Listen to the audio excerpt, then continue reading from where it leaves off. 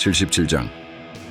몽골 초원의 바람은 매서웠고 먼지 바람을 일으키며 카라코름의 대지를 훑고 지나갔다.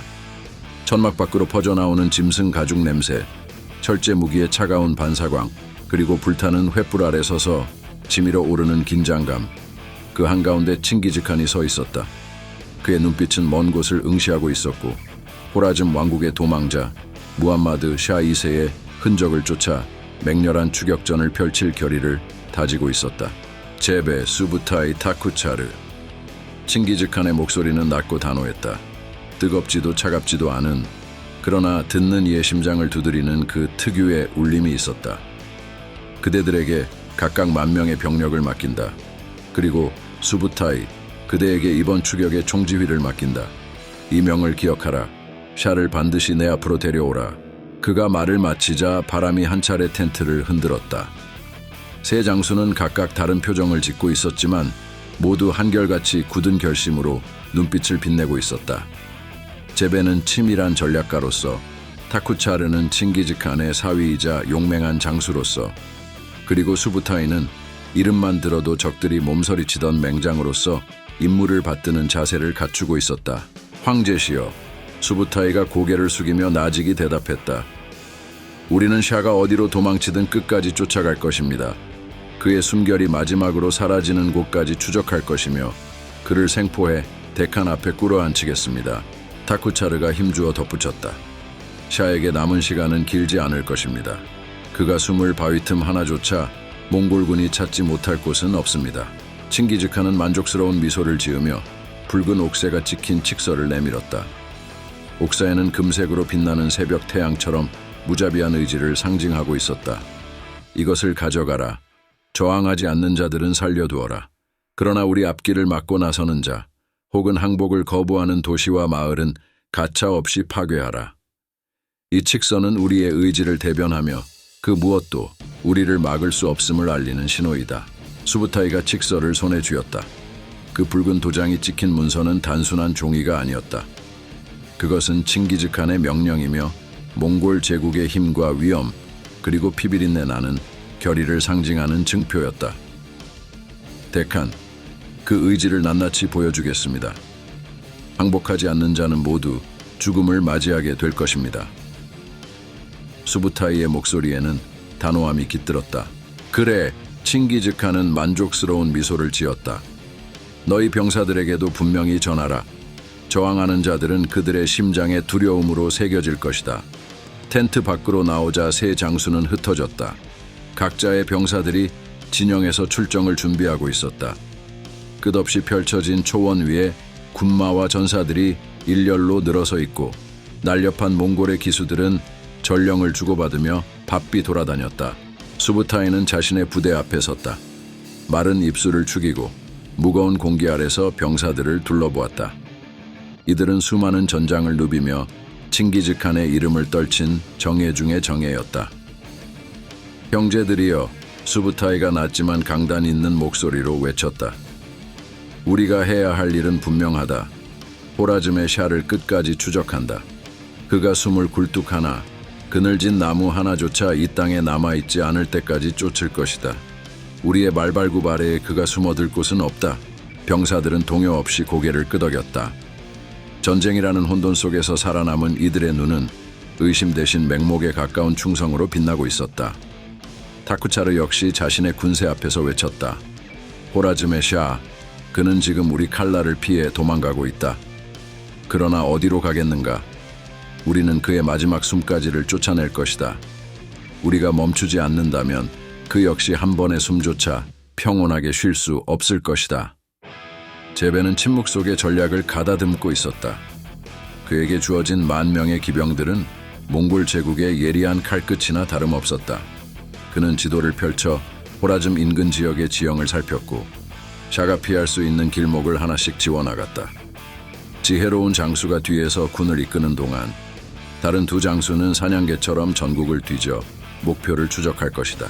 고삐를 잡은 기수들이 탄식처럼 짧게 숨을 몰아쉬자 수만의 말발굽 소리가 들려왔다. 마치 대지를 흔드는 거대한 북소리처럼 출정의 기운이 팽팽하게 감돌았다. 그리고 세 장수는 서로 눈빛을 교환한 뒤 각자 다른 방향으로 흩어져 나갔다. 새벽 햇살이 초원을 적시고 피의 약속이 깃든 바람이 지나갔다. 뒤에 남은 것은 단 하나의 명령, 단 하나의 목적, 샤를 생포하라. 이 과업은 단순한 군사작전이 아니었다. 칭기즈칸은 호라즘 왕국에 대한 몽골 제국의 무한한 힘과 두려움을 각인시키기 원했다.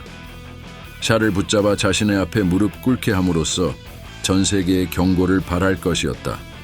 이 새로운 시대의 도래를 피로 쓰인 칙서와 함께 만천에 알릴 것이었다. 수부타이는 말 한 장 위에서 빛나고 있는 붉은 옥새의 칙서를 한 번 더 쳐다보았다. 그리고 마치 매가 먹잇감을 발견하듯 날카로운 시선으로 저 멀리 지평선을 응시했다. 호라즘의 샤여, 수부타이가 속삭였다. 그대의 도망은 이제 끝나가고 있다. 78장, 사막을 가로지르는 모래바람이 대지를 할 듯 스쳐 지나갔다. 불타는 듯한 햇살 아래 몽골 기병의 깃발이 바람에 나부꼈다. 수부타이는 사냥개처럼 예리한 눈빛으로 지평선을 주시하고 있었다. 그의 머릿속에는 칭기즈칸의 명령이 긴 쇠줄처럼 팽팽하게 당겨져 있었다. 샤를 끝까지 추격하라. 항복을 받지 않는 자들은 모두 파괴하라. 어긴 자에게는 죽음보다 가혹한 대가를 치르게 하라. 그 명령 속에는 혈연 관계나 신분에 대한 자비란 없었다. 칭기즈칸의 붉은 옥새가 찍힌 칙서에는 분명히 적혀 있었다. 저항은 곧 파멸이며 용서와 예외는 존재하지 않는다는 것을. 수부타이는 자신의 주변을 둘러보았다. 전열에는 막 타쿠차르의 병사들이 합류해 있었다. 그들은 이제 더 이상 타쿠차르의 부대가 아니었다. 타쿠차르는 칭기즈칸의 사위였음에도 불구하고 명령을 어겨 항복한 마을을 약탈했다. 그 죄로 인해 지휘권을 박탈당하고 전열의 한낱 사병으로 전락했다. 우두둑, 가죽 장갑에 덮인 주먹을 꽉 쥐며 수부타이가 속삭였다. 법도 아래는 누구도 예외가 없다. 이 말은 먼지 속에서 뿌옇게 흔들리는 병사들에게 쐐기처럼 박혔다. 왕족이건 귀족이건 명령을 어긴 자에게는 칼날 같은 처벌이 내려질 뿐이었다. 타쿠차르는 전열 끝자락, 이름 없는 사병들의 사이에 서 있었다. 최근까지는 귀족 사령관으로서, 사위로서 특권을 누렸던 그였다. 이제는 삶의 무게가 전투를 통해서만 증명되는 사병의 위치에 있었다. 그의 머리카락 사이로 땀과 먼지가 뒤엉켜 있었다. 건조한 공기가 폐를 긁었고 타쿠차르는 눈을 가늘게 뜨며 먼 지평선을 바라보았다. 내가 저지른 과오를 씻을 길은 오직 여기서 용맹을 보이는 것뿐이다. 타쿠차르는 이를 악물었다. 그는 무기를 들고 전우들을 바라보았다. 그들의 눈빛은 섞여 있었다. 동정심도 있었지만 그보다 훨씬 큰 것은 충격과 경계, 그리고 새로운 규율에 대한 공포였다. 타쿠차르는 변명할 필요가 없었다. 다만 그들에게 칼날로, 행동으로 자신을 증명할 뿐이다. 형제들이여, 날 믿고 따르라. 타쿠차르는 도전하듯 말하며 방패를 들어올렸다. 우리는 용맹하게 싸울 것이고 승리를 쟁취할 것이다. 그날의 전투에서 타쿠차르는 최전방에서 투구가 울릴 때마다 한 걸음씩 앞으로 나아갔다. 적군이 나타나자 그의 검은 번개처럼 번뜩였다. 방패를 들어 창날을 막아내고 검을 휘둘러 적의 목을 노렸다. 그가 나아갈 때마다 한 줌의 사막 먼지가 발굽으로 일었고 그 안에서 피비린내가 섞여 들었다. 피와 땀과 모래가 한데 엉킨 전장의 순간 타쿠차르에게는 왕족이었던 과거의 흔적이나 사위라는 칭호가 아무 의미 없었다. 그는 단지 이 칼끝 하나로 자신의 영혼을 씻으려 했다.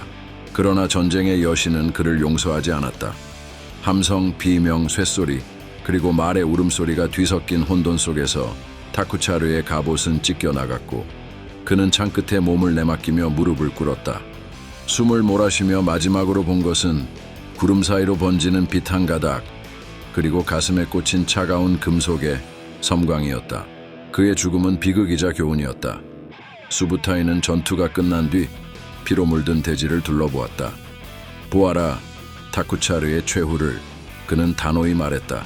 그 앞에 선 병사들의 얼굴에는 엄숙한 분위기가 감돌았다. 이것이 칭기즈칸의 명령을 어기는 자의 운명이다. 누구도 법과 원칙을 벗어날 수 없다. 사위조차 왕족조차 용서받지 못한다는 메시지는 칼날보다도 날카롭게 몽골 전사들의 가슴 속에 박혔다. 그날 이후 병사들의 눈빛은 한층 더 단단해졌다. 우왕좌왕하는 움직임은 사라지고 그들은 강철 같은 질서의 틀 속에 자신을 가두었다. 저항하는 도시와 마을, 그리고 끝없이 도망치는 샤를 향해 이들은 전열을 재정비했다. 우리는 다시 나아가야 한다. 수부타이는 굳은 표정으로 외치며 장창병, 활병, 기병들을 재배치했다. 데칸님의 뜻을 이루기 위해 샤를 끝까지 쫓을 것이다. 병사들의 대답은 간결했고 확고했다. 더 이상 불미스러운 사건이 일어날 여지는 없었다. 법 아래 평등한 공포와 질서가 그들을 하나로 묶었기 때문이다. 붉은 법도의 그림자는 황량한 대지를 넘어 호라즘 왕국의 마지막 피난처까지 드리워지고 있었다. 이제 몽골의 추격은 단순한 복수나 정복을 넘어 법과 질서를 새겨 넣는 전쟁이었다.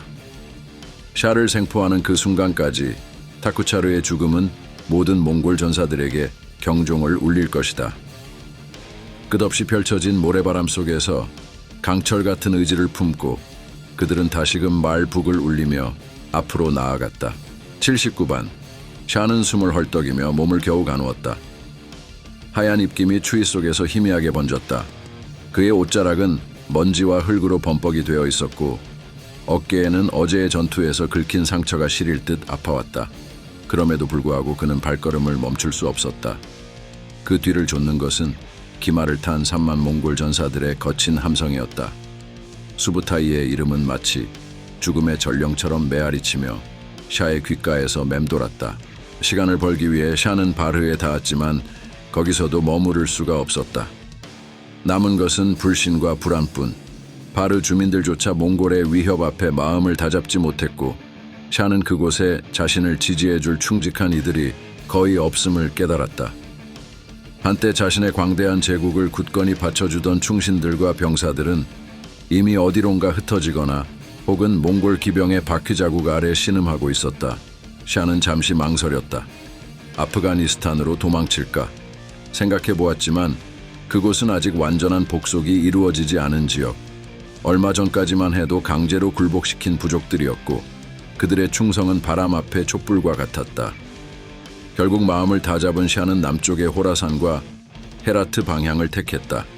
그곳에는 아직 자신을 보호해줄 만한 성체와 온기가 남아있을지도 몰랐다. 희망은 희미했지만 이외의 선택지는 없었다. 도주하는 내내 샤는 자신이 지나치는 마을과 농경지를 철저히 황폐화했다. 몽골이 자원을 얻지 못하게 하라. 샤가 명령하자. 호위병들은 주저하는 기색을 보였지만 결국 따를 수밖에 없었다. 온기 가득했던 집들은 불길에 녹아내렸고 풍요롭던 논밭은 검은 재와 가축의 사체들로 뒤덮였다. 희뿌연 연기 너머에서 농민들의 비명이 들릴 때마다 샤는 한숨을 내쉬었다. 살기 위해 그는 자신의 백성을 수탈하는 악인이 되어가고 있었다. 우리 백성이 고통받습니다. 한 호위병이 용기 내어 항의하자 샤는 차갑게 대답했다. 그들이 아니면 우리가 죽는다. 내 안전이 최우선이다. 그의 말은 얼어붙은 칼날처럼 호위병의 가슴을 베고 지나갔다. 세상의 질서가 뒤집힌 듯 왕은 이제 자신의 백성을 방패 삼아 야만인의 추격을 벗어나고 있었다. 샤의 지나간 자리마다 마치 흉포한 맹수가 핥히고 간 흔적만이 남았다. 민심은 시들고 대지는 불에 타 시커멓게 그을렸다. 이 모든 것이 샤 자신이 초래한 파멸의 징후였다. 도주 경로에 있는 요새에 닿을 때마다 샤는 수비대장과 병사들에게 억지로 미소를 띠며 말했다. 내가 반드시 새로운 군대를 꾸려 돌아올 테니 꼭 이 요새를 사수해 주시오. 당신들이야말로 제국의 희망이다. 그러나 그 말은 텅 빈 함성과 같았다. 수비대들 사이에선 작은 속삭임이 흘렀다. 그가 정말 돌아올까? 허울뿐인 약속은 불안과 공포를 잠재울 수 없었고 요새의 수비대와 주민들은 마치 금방이라도 무너질 듯한 모래성을 지키고 있었다. 불안이 묵직하게 가라앉은 공기 속에서 샤의 목소리는 메아리 없이 사라져갔다. 그 시각 먼 곳에서 수부타이와 그가 거느린 3만의 몽골군이 끝없는 추격을 이어가고 있었다. 샤가 뒤를 흐트러뜨리고 마을을 불태우며 혼란을 퍼뜨릴수록 몽골군은 오히려 그의 발자취를 더욱 뚜렷이 포착했다. 불타는 집, 죽은 짐승, 도망친 농민들이 흘린 눈물, 모두가 샤를 가리키는 화살표와 같았다. 수부타이님, 샤의 도주 경로가 점점 좁혀지고 있습니다. 한 몽골 전사가 말을 달리며 소리쳤다. 수부타이는 길게 눈을 가늘게 뜨고 들판 너머를 응시했다. 바람이 그의 검은 머리칼을 흩날렸다. 좋다. 그가 나지막이 대답했다. 더 이상 도망칠 곳이 없을 때까지 추격을 멈추지 말라. 그의 목소리는 차분했지만 눈빛은 한 마리 맹수가 눈앞의 사냥감을 놓지 않겠다는 의지로 이글거렸다. 몽골군은 나날이 좁혀지는 포위망 속에서 샤의 흔적을 한치도 놓치지 않았다. 광활한 대지 위에서 제국의 왕은 사나운 맹수 떼에게 쫓기는 사슴처럼 점점 발걸음을 옮길 수 있는 공간을 잃어갔다. 밤이 오면 별들이 차가운 빛을 내리쬐었고 샤는 쉬지 못한 피로에 눈두덩이 무거웠다. 그를 따르는 호위병들은 이미 절반 이상이 탈영하거나 죽었고 남은 이들도 기진맥진했다. 그러나 샤는 멈출 수 없었다. 멈추는 순간 몽골군의 강철 같은 창끝이 자신의 가슴을 꿰뚫을 터였다. 시간이 지나며 남쪽 하늘이 누렇게 물들 때 샤는 드디어 헤라트 부근의 폐허 같은 성체를 바라보았다. 그곳에서라도 겨우 몇 날 몇시라도 연명할 수 있으리라 믿었다. 그러나 이미 폐허 위로는 먼지가 일고 있었고 어딘가서 몽골 병사의 함성이 밀려왔다. 그의 심장 한 구석에 얼음장이 놓인 듯 불길한 예감이 떠올랐다. 도주로는 점점 더 좁아져 간다. 백성의 피와 눈물로 얼룩진 길 끝에서 샤는 과연 자신을 구원할 수 있을까? 아니면 수부타이의 창 끝에서 생을 마감하게 될까? 그날 저녁 검붉은 노을 아래 두 운명의 흐름은 마치 한 지점으로 수렴하는 강물 같았다. 한쪽은 자신의 제국을 무너뜨리며 광야를 누비는 도망자, 다른 한쪽은 차가운 결의로 그를 끝까지 추격하는 정복자의 군대. 그리고 그 사이에서 무너진 성곽과 불타는 들판, 비탄에 잠긴 민중들이 잿빛의 대지 위에 살아남기 위해 몸부림치고 있었다. 구독과 좋아요 꾹!